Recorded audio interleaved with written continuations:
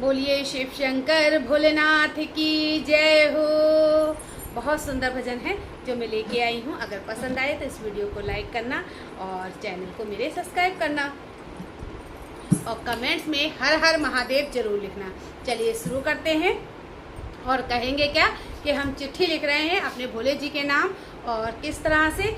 चलिए शुरू करते हैं इस भजन के द्वारा।